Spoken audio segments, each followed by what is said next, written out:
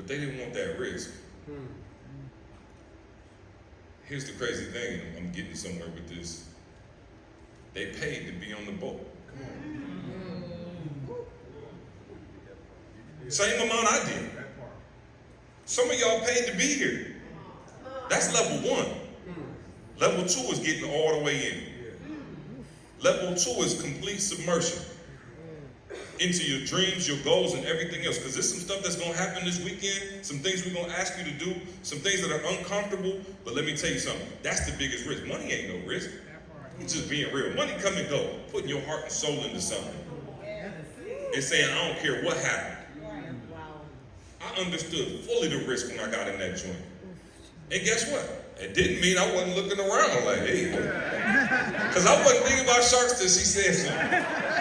That's the danger of having people around you who's scared, right? Well, I wasn't thinking about no sharks. As soon as we got ready to go, he was like, yeah, sharks in here.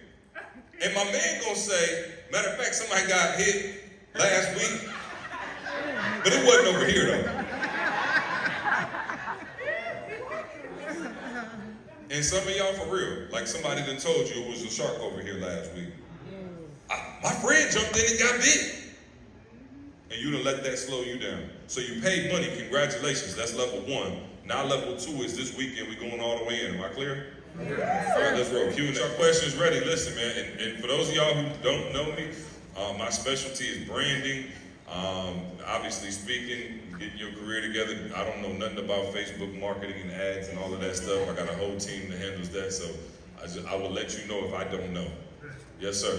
Hey, you just gave us a storytelling masterclass. So could you break down how you broke down that story? Like, what did you just? I mean, granted. Yeah, sure. I believe that storytelling is the most important part of speaking, because you're not really going to find any new information under the sun, right? Like, so the message I just gave y'all was really just a message about going all in. But because of how I told it, you'll remember it. And so I say all the time, being able to add flesh and story to your speech. Like I have to speak tomorrow, Jay. And again, I outline my speech. Like I don't put write it out, but I'll have my bullet points. And all 4 of my bullet points derive off story, right? And story is one of those ways that, to this day, if anybody's ever heard me do my dreams and nightmares, you've heard me do it. Right, you've heard me do it. I start with, again, a fake story. You should give it to him. Give it to him. I can practice for tomorrow, right? So it's crazy, right? Right, so listen, I promise y'all, 3 weeks ago, the craziest thing, I'm at the crib, right? And I'm sitting there with my laptop, my wife's over there doing her thing, and all of a sudden, boom, I hear the door slam. Pah! Dad, dad, dad, dad, dad. My son runs up. I'm like, yo, what's up? He's like, yo, remember you told me if I got straight A's, I'll go to study abroad in London. I said, yeah. He was like, Dad, he had his report card out, and I'm like, bro, there's no way. I seen your grades last semester. No disrespect. My son kind of like me. You know what I'm saying? We see students. I said, son. You know what I'm saying? I'm like, bro, I already know how you cut. He was like, no, Dad. Take a look at it. He pulls it out of his back pocket. I open it up. And the first thing I think is, all right, they got good Photoshop these days. You know what I'm saying? Like somebody done Photoshop my man report card. My man's 17 years old. He get busy on the computer. I'm like, it's no way. He's breathing. He's like, Dad, for real, bro? I did it. And I looked at him, and my wife started to get that look in her eyes, like, oh my God. And I started to get that look in my eyes, like, oh my God. And my son was like, yo. And we got up, and we all started hugging. We were like, yo, you straight A's, bro? Man, I'm proud of you, bro. He said, yeah, Dad, I'm glad you're proud, but it's an $8,000 deposit. I need to put that.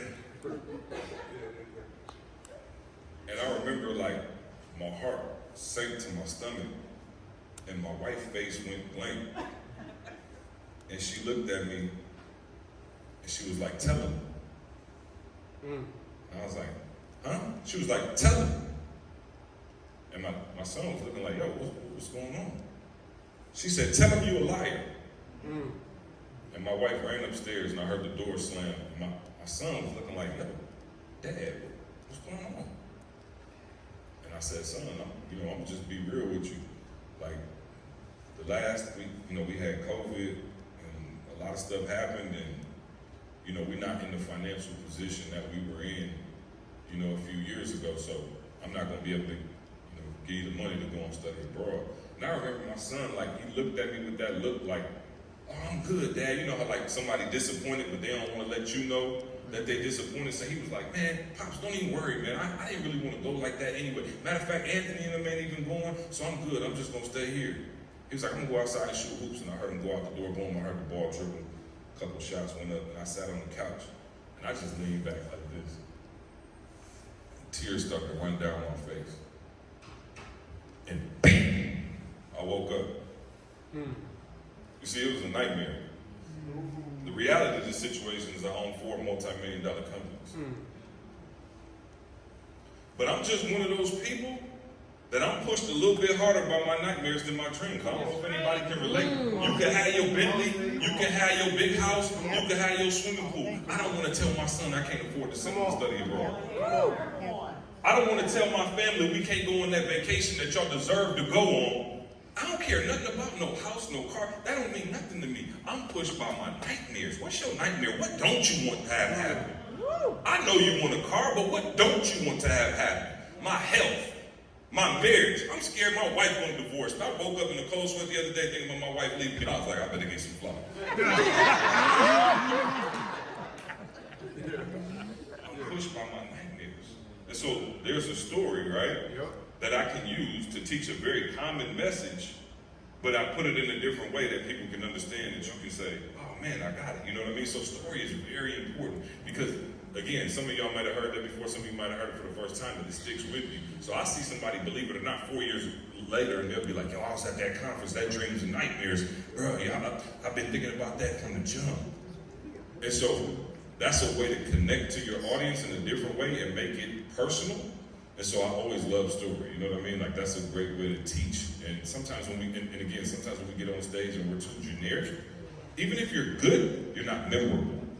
We want it to be memorable, right? Yeah. So let me go to the other side of that. Everything in my life is content now. Mostly, and not because I don't speak often. Like I speak, a couple times a month maybe. But we do the podcast all the time.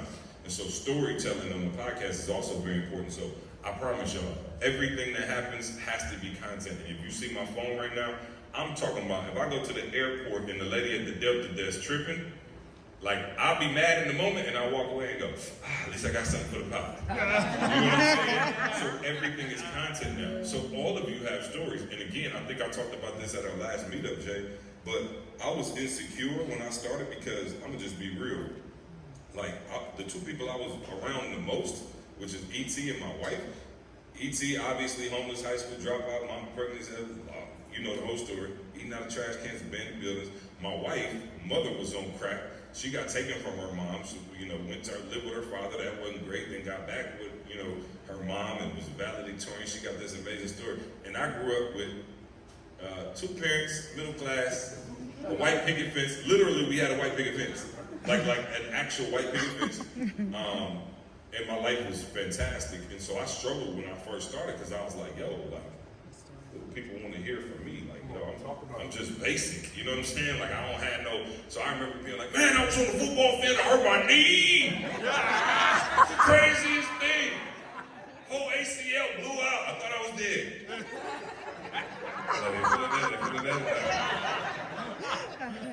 I tried to make up like some stuff, to make my stuff deep, but I realized, one, everybody has a perspective that people can learn from.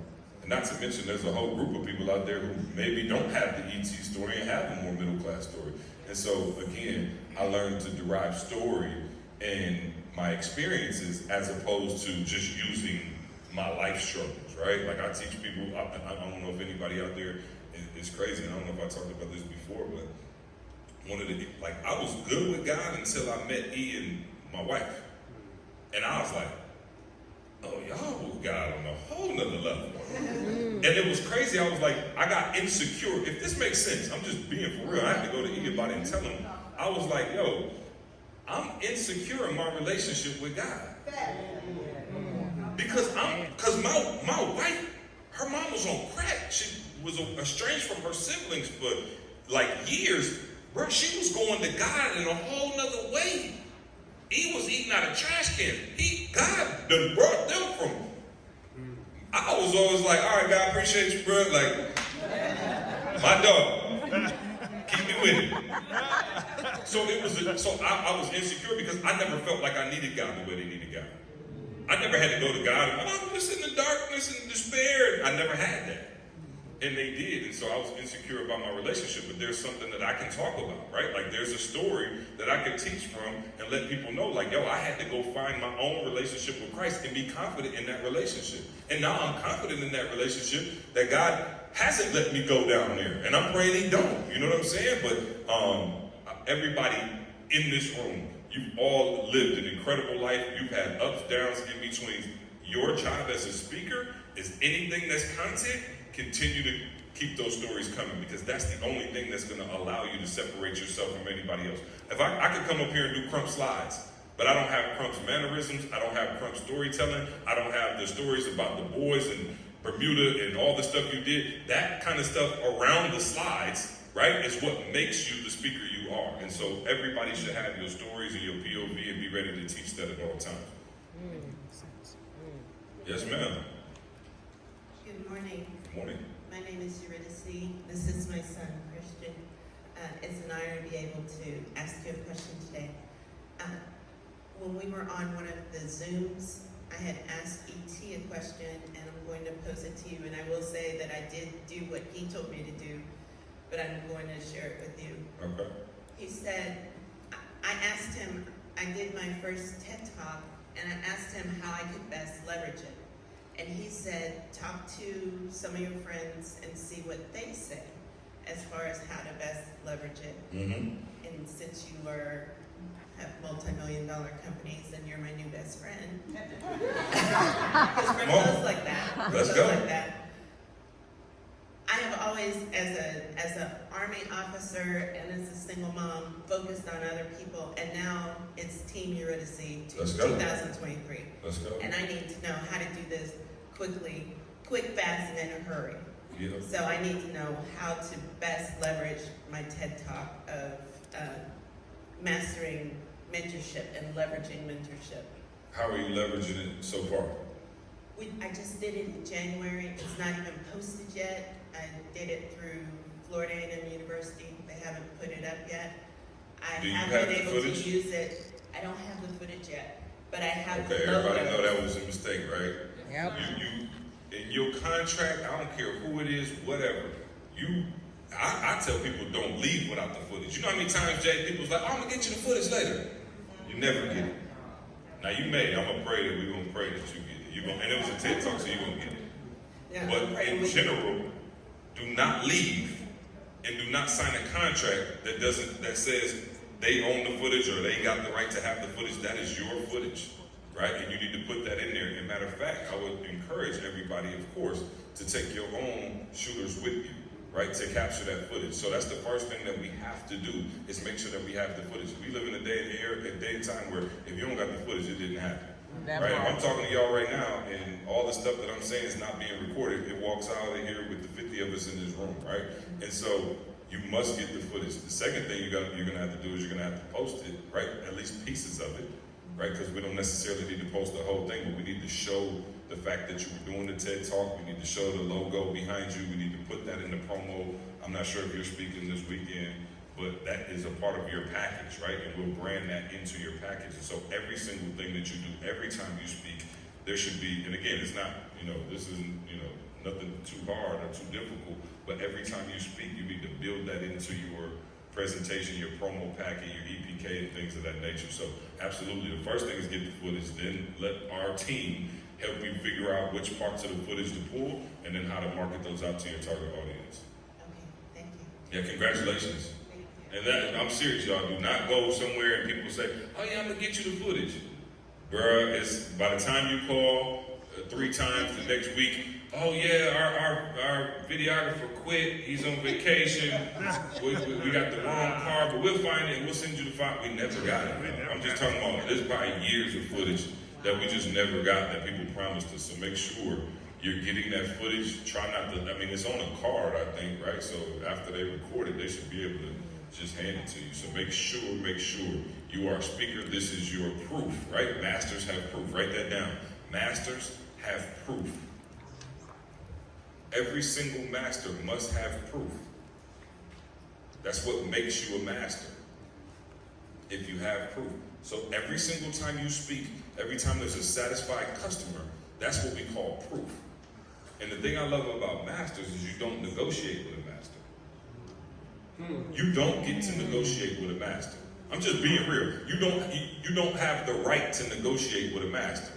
I'm just being real. Like Jay, I saw all the bros going out to Cali to get the new hairline, and I've been rocking with the body for a minute, so I'm not even tripping. But I was turning 40. I told my wife, I was like, man, I should go out to Cali and see my man, because he brought my homie back like full-fledged.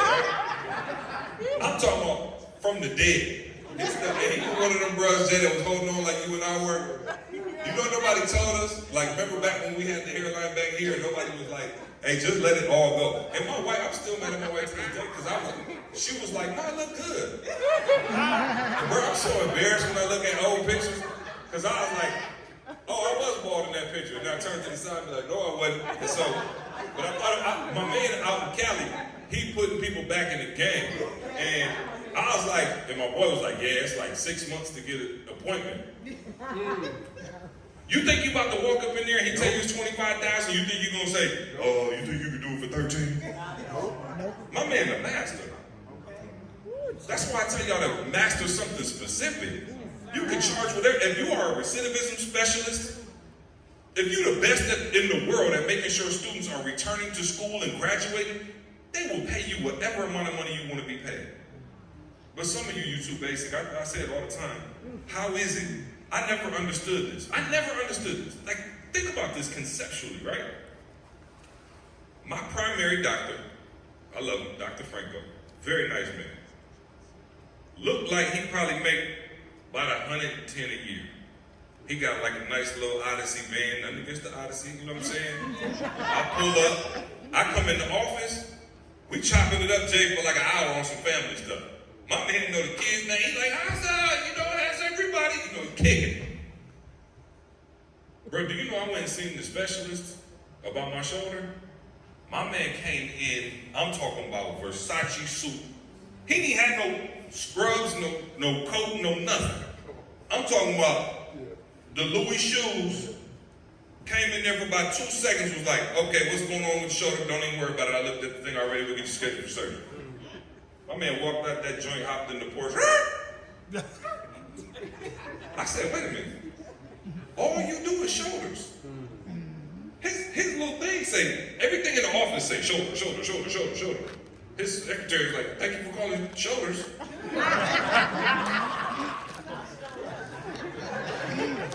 I said, wait, but Dr. Franco, he knows something about everything. He likes to tell you need hurt? Oh, yep, you need hurt. Let me take a look at that foot. Doctor, my shoulder bit. Let me see your shoulder. And you know what he always say? I gotta send you to the specialist. Come on. Some of y'all are general practitioners. When you're a general practitioner, there's nothing wrong with it. You can come in and get $5 grand to speak. They'll pay you $3,200. When you become a master, they'll pay you whatever you want. Let's go to the next question.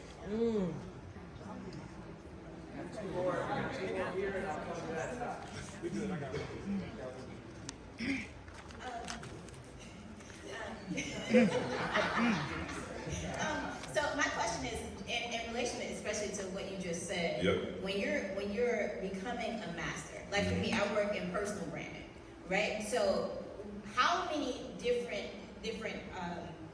opportunities or services would you say would belong to a master? So if I have a course for people to do it, plus I speak, like, how many lanes is too many when you're a master? When your demand is higher than your supply.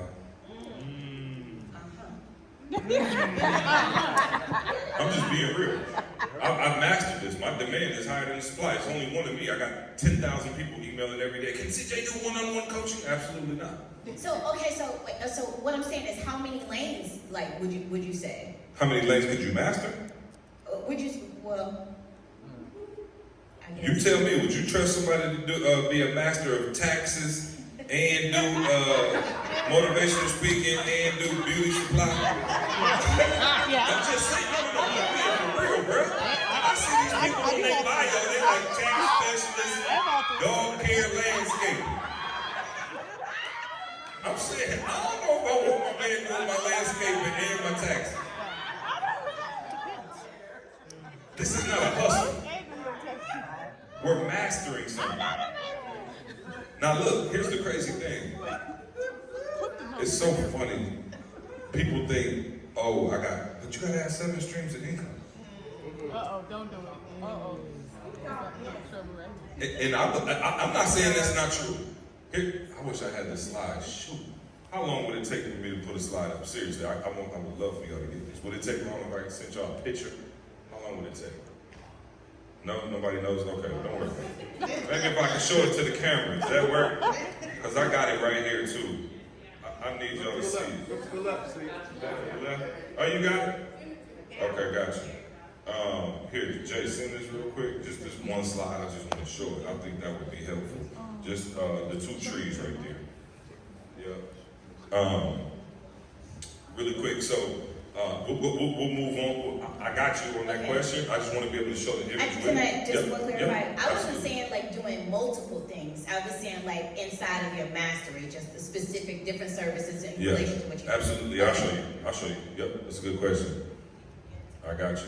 We can put that This is the last question, bro. All right, last question. Hey, CJ. Yes, sir. Sorry. I think it's a question on picking lanes, right? Because you've been good with being able to guide, right? Like Toby, go in one direction, you're like, hey, no, man, you should probably go and sing. Yep. How do you go about just like seeing it? Hey, this is a direction that you should go. Yeah. So I say, I tried to give a little bit because I used to say I used to really be mad when people would be like, I'm so passionate about it, and I would be like, I don't care. I always say, you go with your gift. Right? Now, I'll say it again. It's one of my favorite quotes. Chris got his, I got mine. I'm ready for it. Your gift is what comes easy to you that's hard for most. Right? And so I believe when you pair your gift Say it again. with your gift is what comes easy to you that's hard for most. So most of you are probably up here because public speaking actually comes fairly easy. The art of just standing up, like you're actually, anybody who would get on this stage with a mic, like I am right now, that's a gift. Yeah. Because the #1 fear in the world, believe it or not, it's not sharks like being Bahamas. It's actually public speaking. So do you know what that means for y'all? Do you know how much? That's why this is a multi-billion-dollar industry. Wow. Because most people don't want to get. Most people's biggest fear is standing up here and doing this. So imagine if most people's biggest fear was like changing a tire, but you know how to change tires. Like, I'm just saying, think of how much money you could make, right? Yeah.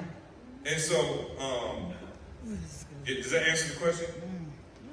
So the gift, your actual gift, what comes easy to you that's hard for most, right? I tell people all the time, I found my gift in the 5th grade. We had a group project, there was 4 other girls and me. And I just remember all the girls like, oh my God, CJ, we'll do all the work, we don't want to talk in front of the class. I'm like, man, I don't want to do no work and I love you. This is amazing. Ready? Break. They did all the work Friday. I was like, so as you can see on the slide, looking at my teacher, she was loving it. She ate up the whole thing. You feel me? So, what comes easy to you that's hard for most? So, you got your gift. Now, this is the formula for the multi-millions. If you have your gift, which is me inside this ET, then you times that by your passion, right? If you can times that by your passion, times that by your experience, right? Shout out to Malcolm Gladwell, he said 10,000 hours. That's it. Me and E definitely, it was so funny. We looked at our hours and it was like, all right, E, I remember being like, we gotta be close to that 10,000. And then finally we blew up. So when you do those three things, here go the kicker. I gotta tell you this because it hurts me to tell you. Divided by the distractions. Oh. Oh. So, because I was happily married, and I'm gonna just be real. E was happy, like, we didn't have a whole lot of distractions, so that 10,000 hours was true. Some of you want 10,000 hours, but you got 2 distractions, so you're only halfway there. So you divide it by your distractions, and once you do that, now you're talking about ultimate. But if you have, again, the difference between your gift and your passion, I tell people all the time, please just go with your gift. The words that your gift shall make room. Jeremy, you a pastor. Does it say your passion will make room for you? I don't think it does. And so, wherever you have the gift, the experience, that's where I would put my energy and effort into. And when you put all your energy and effort into that, is when you see massive results. They couldn't get it up? Shoot, I wanted to show you. Oh, okay, gotcha. Can we take one more, maybe? Just one more question before maybe they can get it up? Somebody have a question over here? Yeah, somebody got it. Go ahead. One here, we're going to get you too. Yeah. Hi, CJ. Hey, how are you? My question is, I love the story that you told about being on the boat and needing to jump in the water. So I would imagine that a lot of us, we have families, we have other work that we're doing. What does that look like when maybe you can't put all into the speaking because you're managing, other things that you're trying to do? Yeah, I'm sorry. So when I say all, I don't mean like every second of your day has to be consumed by it. Okay. But I mean okay, let me sit down. Sorry. I'm gonna stand up, but let me say this more like subtly. Approach matters. Write that down. So I got a friend, right? And we both Spartan fans, right? And he'll text me before every big game and be like, man, I know we ain't gonna win this one, dog. Like we don't even shoot good from the field. We ain't beat this team in the life. You know what he's doing? He's hedging. Right? Because he wants to set himself up so that if it doesn't go the way, if Michigan State lose, he could be like, I already knew. He don't want to be disappointed. It takes a lot to put it all on the line. Does that make sense? Yeah. And so some of you are hedging like, man, I'm going to do it, but I probably ain't going to have the type of success Jeremy had. I'm going to do it, and I see them making millions, but I don't know if I'm necessary. And you start telling yourself, like, even though I'm here, I'm not all the way here. So when I say all in, I mean all in with your heart. I mean, if you got 2 hours to devote a day, you using them 2 hours telling yourself, this is the big one. I'm going to, like, you believe it in your spirit. So when I say all in, when we jumped in that water and got the fullness of the trip, we were all in. Good, bad, and different, sharks, doggone wet, it did not matter. We were all in. And so I want you to go all in your heart. That don't mean every second of the day quit your job and do all this crazy stuff. That just means, when I'm on it, and I'm in it, and I'm speaking it, and I'm praying, and everything else, all my energy is going towards this is the ultimate goal, and this is what we're going to make happen, and I'm not hedging.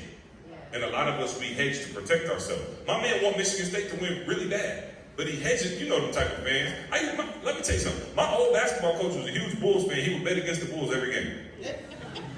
He'd bet against them and be like, well, if they lose, then I get paid, and if they win, I'm cool anyway. And I'm like, bro, you hedging against yourself. That's paying the ticket to be on the boat and going like this. Man, there's a lot of fish down there. You know what I'm saying? Does that make sense? I want to make sure, because I hear what you're saying, and I don't want you to think that because you can't quit your job and you got kids or you got something like that, it don't mean you can't go all in. You can still go all in with your heart, your soul, your spirit, and when you get those hours, it means you locked in like none other. Is that cool? Yes. Okay, good. All right, cool. Real quick, and I'm out of here, because I'm over time. All right, so y'all can't see it right here on this slide, but it says E.T. speaking, right? That's E speaking. This is the trunk of our tree. This is the most important thing in my life as business-wise to this day.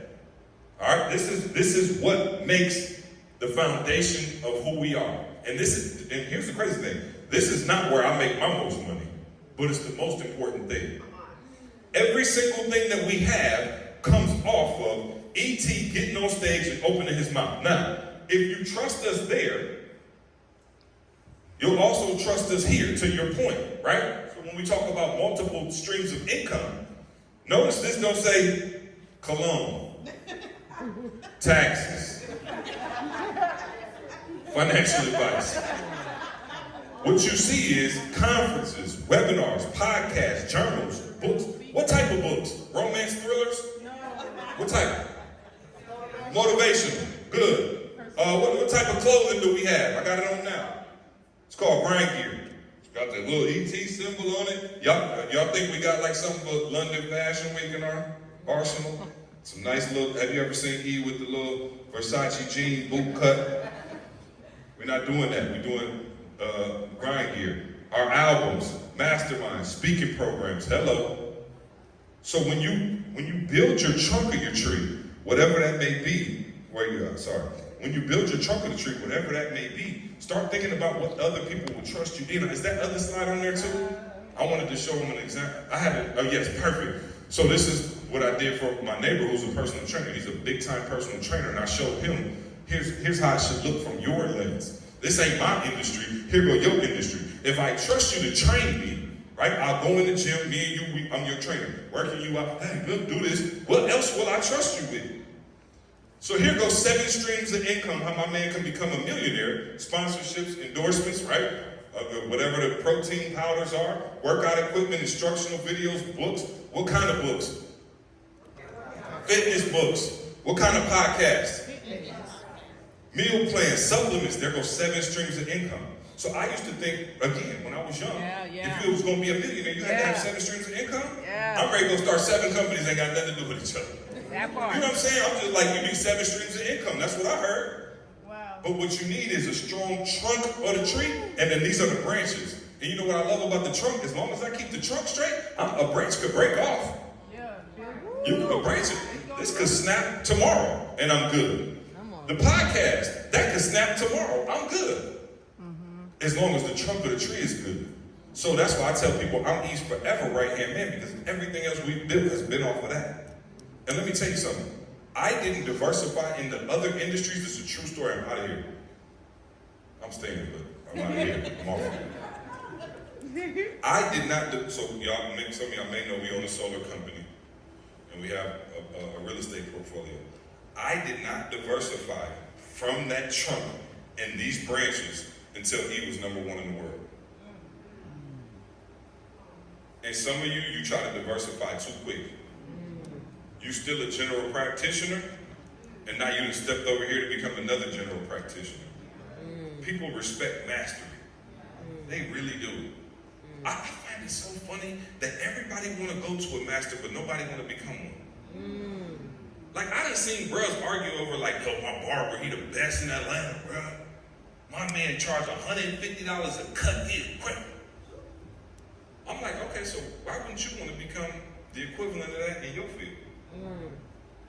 I love it. That's why I tell people, stop calling yourself a motivational speaker. Stop doing that.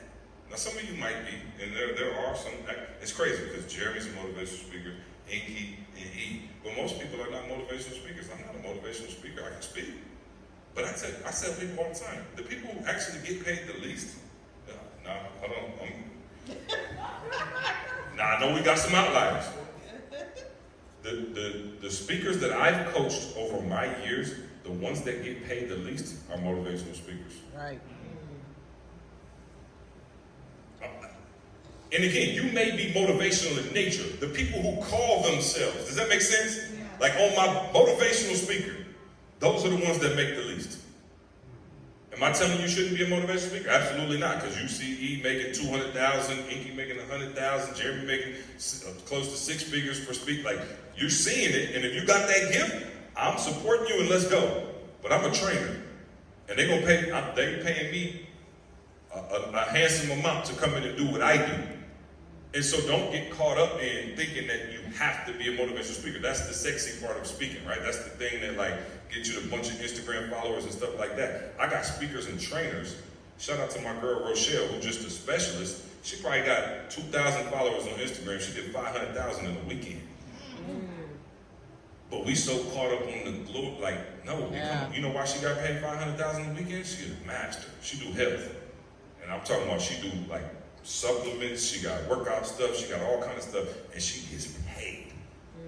And that's what I mean by like, let's become masters of our craft. Y'all are masters. So even in your own, under this niche of speaking, that's still just the trunk of the tree. What is your actual specialty? What do you do better than anybody else in this world? Like the reason Jamal is so phenomenal now is because nobody compares him to E.T. He's the 9-to-5 millionaire. What is he the best in the world at? He's the best in the world at teaching people who have a job currently, who still have a 9-to-5, how to become a millionaire while still working your job. Can he tell you how to do that? Nope, we was making 50,000 and broke when we had a job. We had to quit to do it. He's not qualified to talk about, do you hear what I'm saying? He is not qualified to talk about the things that Jamal is talking about. He's never done it. And that's why I'm telling you to niche down and find a mastery, because guess what? When I go to Google and I type in that niche, you should be the only one coming up. If I type in your name should come up under aforementioned category. But if you just say motivational speaker, I promise you, Jamal might be the 362 best motivational speaker in the world. He's number one at training people with a 9-to-5 on how to become a millionaire. And how many people got a 9-to-5 and want to become a millionaire? So you want to niche down. I appreciate y'all, man. Thank you, man. Give it up! Give it up! I hope